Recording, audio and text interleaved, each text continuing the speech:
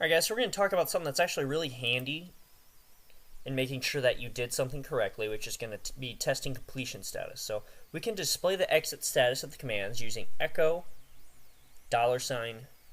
And as you can see, we have used the grep command to find out username stored in USR variable. If grep command finds user in the etc password command, its output would return an exit status of 0. Okay, so I'm actually going to use it in conjunction with some of the things we just did. Okay, I'll do an easy one first. So I'm going to do an ls command, okay, and then I'm going to do echo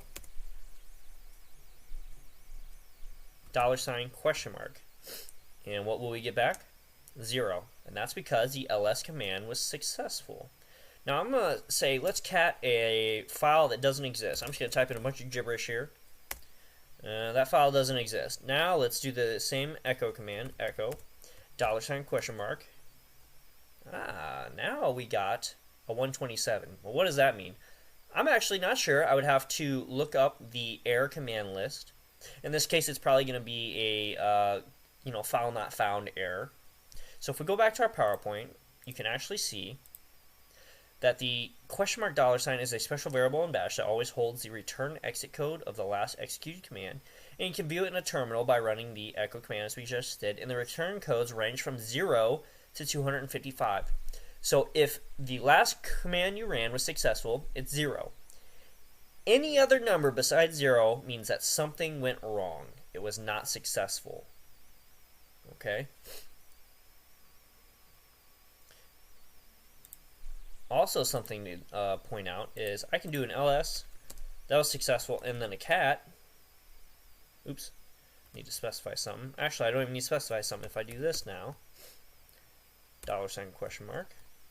Aha, you see, we got an error code, right? So even though cat was successful, or I'm sorry, even though ls was successful, and then I ran cat, and then I ran the echo $? Remember, it's just for the last command you did. Okay, so you may have to run something again if you accidentally type something in before running that echo $? So that's very handy, guys, to make sure that something you've done went through successfully. In case you're not sure, you just want to double check and verify.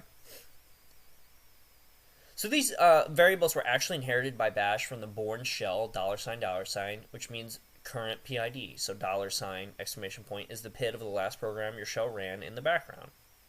An example that would be my program, ampersand, right? So we threw that program in the background.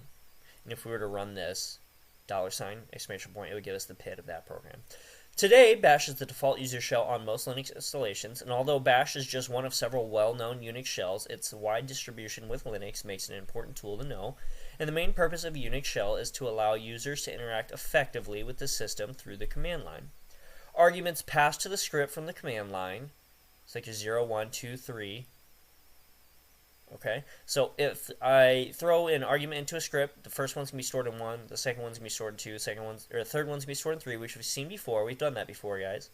And then 0, of course, is the name of the script itself. Okay, so this is just kind of a recap